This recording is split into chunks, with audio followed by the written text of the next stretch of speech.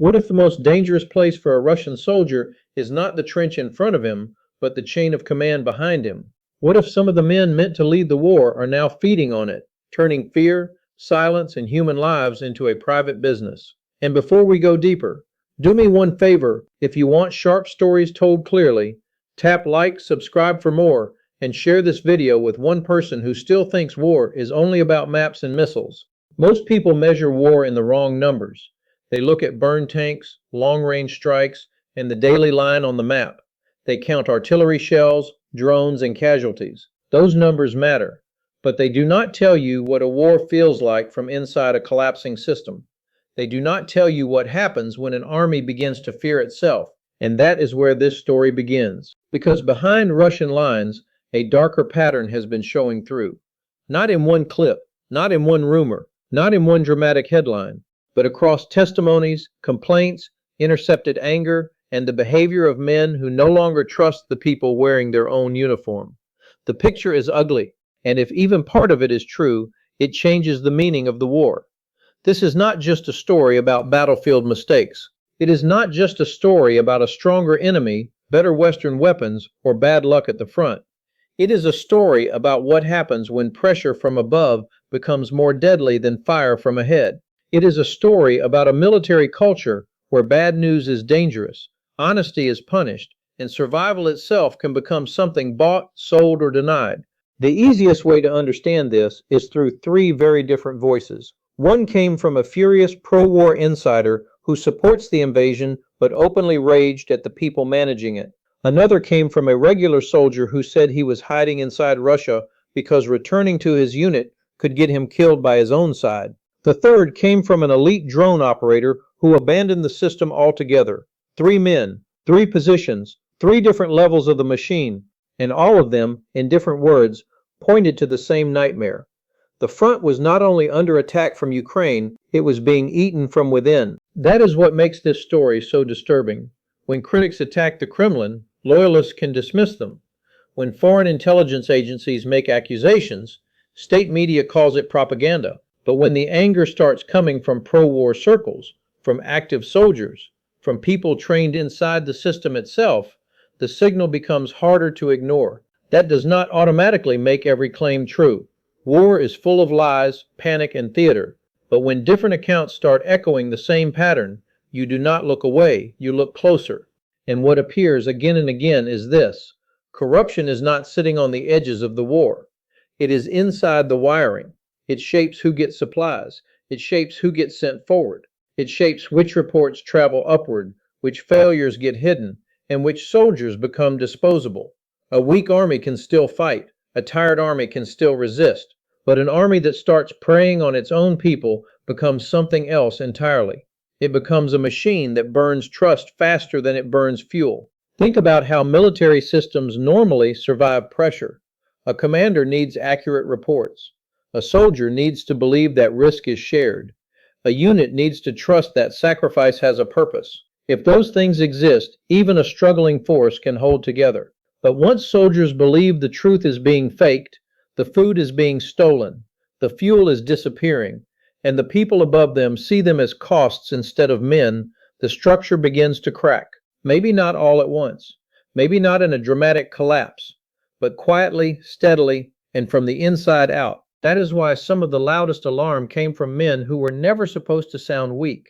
One of the clearest warning signs came from a hardline pro-war figure, a man from the nationalist side, the kind of voice that usually demands more aggression, not less. When men like that begin talking about betrayal, sabotage, and rot at the top, it matters. Not because they suddenly became moral, but because even they could see something was breaking. His message, stripped of the slogans and rage, was simple. Territory was not just lost because the enemy was clever. Openings were created because Russian leadership was incompetent, compromised, or hopelessly detached from reality. Disasters were sold to the public as tactical choices. Embarrassments were renamed redeployments. And the farther the lies traveled upward, the more men at the bottom paid for them with blood. You can see why that message hit so hard. For years, the image projected by Moscow was one of ruthless control. Maybe the war was costly. Maybe the pace was slow. But the message was always the same: the state sees everything, plans everything, and can grind forward forever. Yet battlefield events kept creating cracks in that myth. The withdrawal from Kherson damaged the image of permanence. Setbacks in the Kharkiv direction exposed how thin supposedly secure lines could become. And the shock around Kursk cut even deeper, because it struck not just at military prestige, but at the basic claim that the homeland itself was protected. Because in a corrupt system, mistakes do not stay mistakes. They become incentives. If officers are rewarded for pleasing the top instead of telling the truth, then bad conditions get hidden. If supply officers can profit from missing fuel, then shortages are not accidents. If commanders know they will be punished for retreat, but not for wasting men, then soldiers will be thrown into hopeless assaults just to preserve appearances. That is how a military turns into a theater of false success. And false success is one of the most expensive luxuries a state can buy. The men at the top may still speak in grand strategy. They may still announce momentum, reserves, and future offensives. But those words mean very little to the soldier sleeping in mud with weak rations, the medic waiting on supplies that never come, or the driver who knows the convoy was diverted for private deals before it ever reached the line. From the outside, the front can look static. From the inside, it can feel criminal. Now we move to the second voice, and this is where the story stops sounding like political anger and starts sounding personal. A soldier, low enough in rank to be crushed by the system, but close enough to see how it works, appeared in hiding and described a terrifying economy of survival. In his telling, the battlefield was not just dangerous because of Ukrainian fire. It was dangerous because commanders could decide who lived and who was sent into death. Not always based on training, not always based on tactical need. Sometimes, he suggested, based on money. His allegation was brutal. Pay, and you reduce your chances of being sent to the worst place. Refuse, complain, or simply become inconvenient, and your life suddenly becomes cheap. Some soldiers, he claimed, were effectively marked for removal. Not by the enemy, by their own side, whether every detail can be verified or not. The fear in that kind of testimony tells you something important. Men do not normally hide in hotel rooms inside their own country because they are more afraid of their commanders than the opposing army. If they do, the chain of command is no longer functioning as command. It has turned into extortion backed by state violence. And once you hear that, a lot of battlefield mystery starts to look different. Why do some units complain about missing gear while warehouses supposedly exist? Why do vehicles break down with strange regularity? Why does fuel vanish?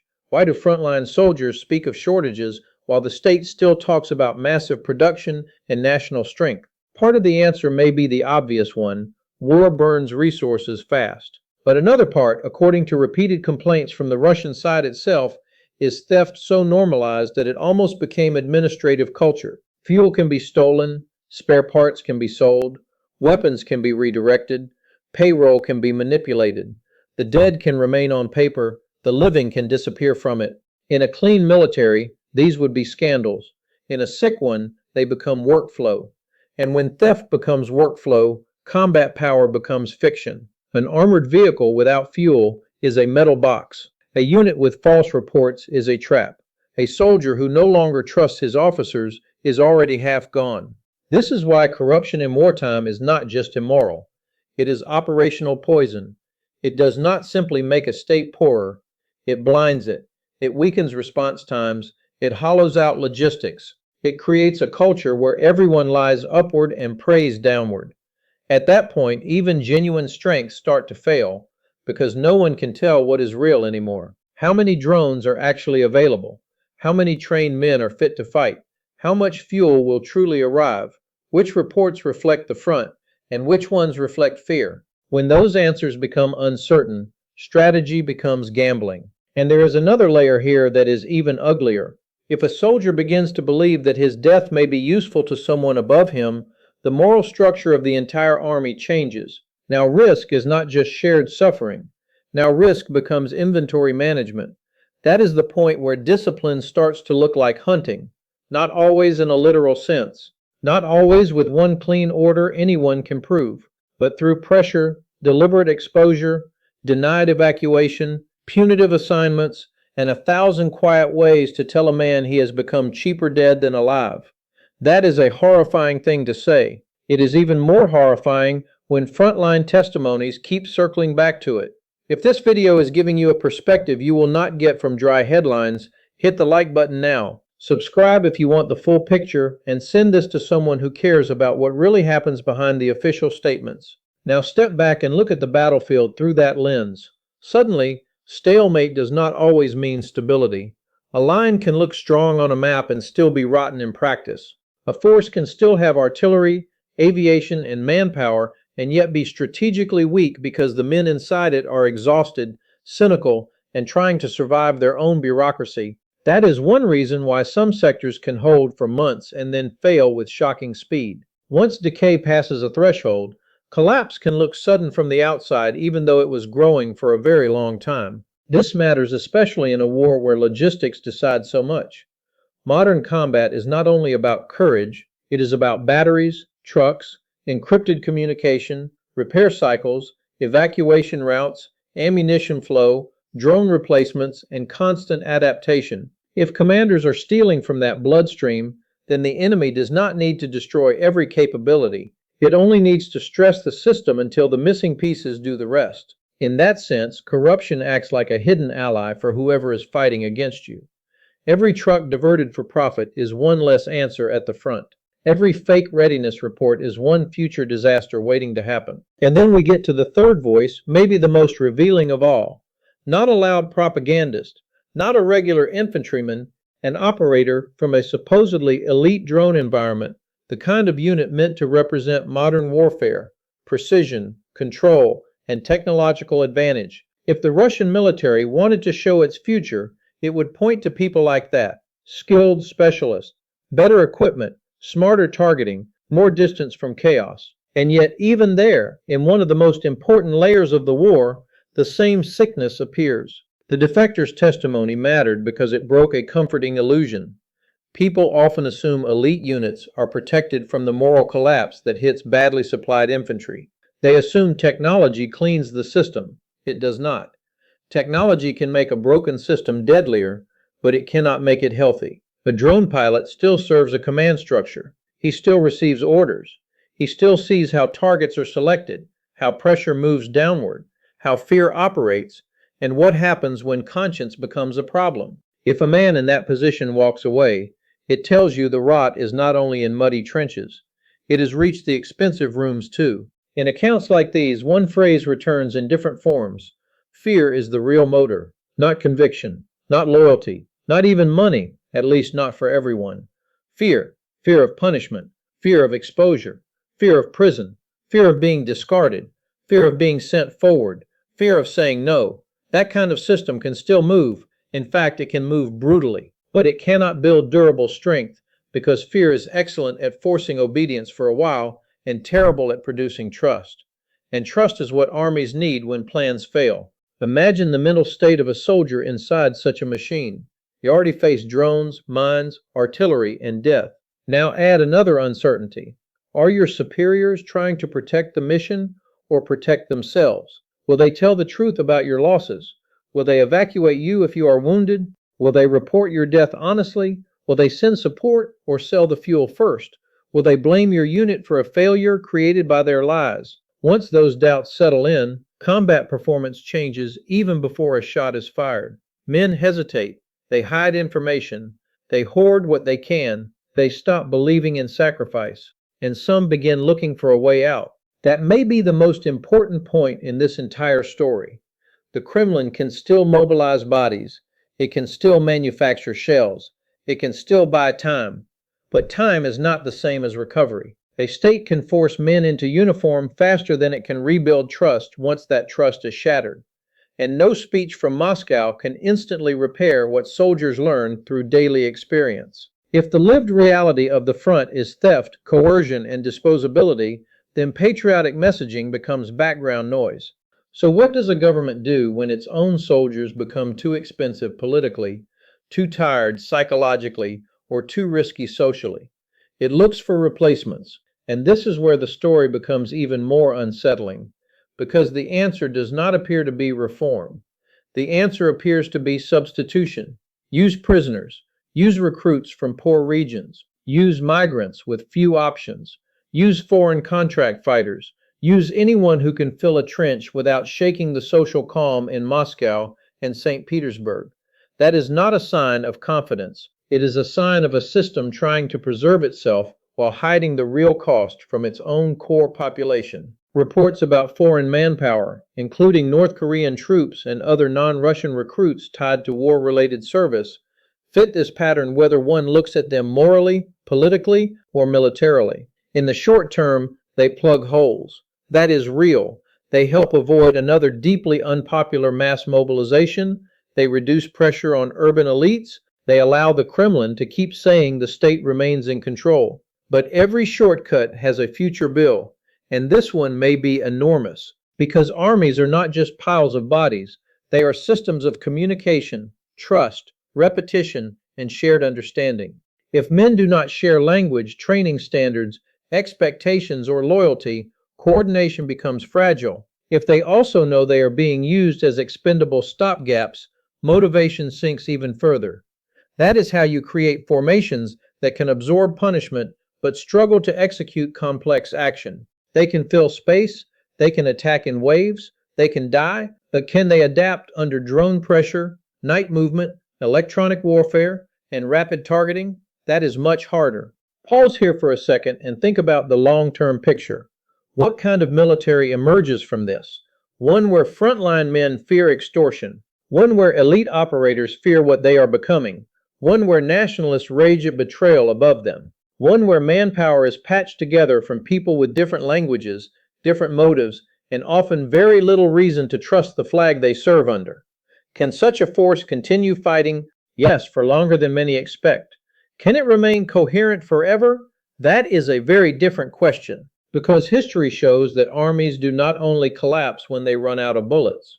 Sometimes they collapse when they run out of belief. Not belief in victory, belief in the people beside them, belief in the chain above them, belief that their lives are being spent for something larger instead of siphoned through a corrupt machine. Once that belief dies, military power can look huge and still be brittle. You can still stage parades. You can still broadcast patriotic music. You can still threaten the world. But inside, the structure becomes easier and easier to crack. If you have stayed with me this far, you are exactly the kind of viewer this channel is built for. So subscribe now, drop a comment with the part that hit you hardest, and share this video like a signal flare so more people can see what is happening beneath the surface. Now let's go to the hardest question. If all of this is so corrosive, why has the Russian system not simply fallen apart already? The answer is uncomfortable. Because fear can hold things together for a long time. Because authoritarian systems are often better at absorbing pain than outsiders expect. Because censorship slows public understanding. Because many soldiers still fight bravely even in bad systems. Because some commanders are competent, some units are effective, and war is never one clean story. And because the state can still throw resources, propaganda, and bodies at the problem. That means we should avoid easy conclusions. Internal rot does not guarantee immediate defeat. A corrupt army can still kill, a dishonest command can still defend territory, a fearful soldier can still pull a trigger, and a broken institution can remain dangerous for a very long time. That is what makes this so tragic. The suffering does not end just because the system is morally sick. Sometimes the sickness is exactly what allows it to continue. But the cost of that continuation rises every month. Every report of abuse deepens distrust. Every coerced assault burns more human capital. Every hidden casualty poisons more families. Every elite defector damages the image of professionalism. Every imported recruit reminds the country that something fundamental is missing. And every soldier who starts thinking, "My commander is as dangerous as the enemy," becomes part of a slow internal fracture no official speech can fully seal. This is why the title of this video matters. Something evil may indeed be happening behind Russian lines. Not evil in the cartoon sense. Not evil as a slogan.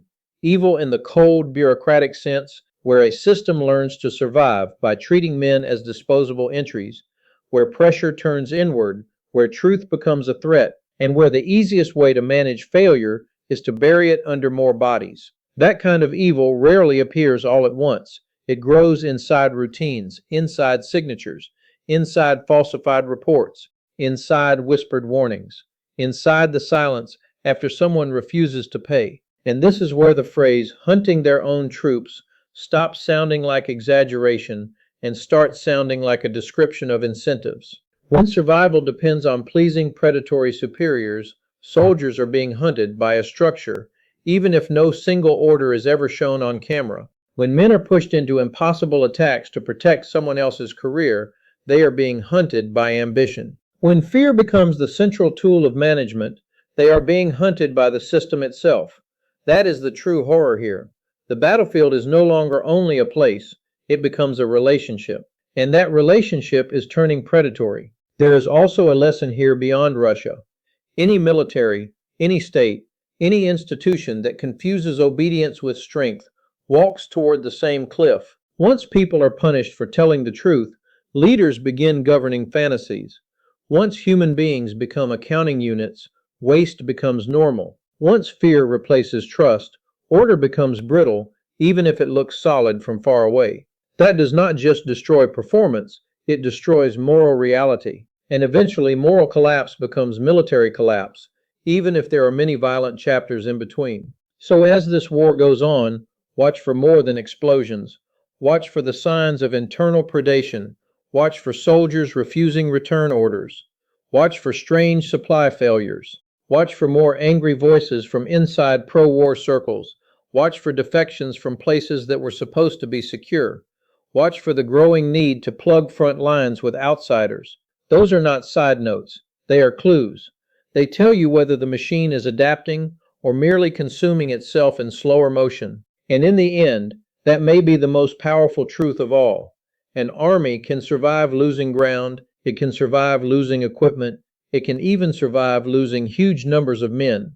But once it starts losing the basic bond between those who give orders and those who bleed for them, it enters a far more dangerous phase, because then every advance is temporary, every defense is fragile, every victory contains rot, and every command carries a question in the soldier's mind. Are you sending me to fight the enemy, or are you feeding me into your own machine? That is the shadow hanging behind Russian lines. Not only enemy pressure, not only strategic failure, but a system that may be turning inward to keep itself alive. A system asking more and more from men while giving them less reason to believe. A system that can still command fear, but may no longer command faith. And if that is true, then the danger to Russian troops is not just what waits in front of them, it is the hunger growing behind them. So the next time you hear a bland update about positions held, villages contested, or offensive pressure, remember this story. Remember the angry insider. Remember the soldier in hiding. Remember the elite operator who walked away. Remember that the map never shows you everything. Sometimes the real battlefield is hidden inside the chain of command. Sometimes the deadliest collapse begins long before a front line breaks. And sometimes the most terrifying sign in war is when an army begins to fear the hand that is supposed to lead it. If you want more videos that cut through propaganda and go straight to the human reality underneath it, like this video, subscribe right now and share it with someone who wants to understand not just how wars are fought, but how they rot. Because when a military starts consuming its own soldiers, it is not just losing a war, it is losing its soul.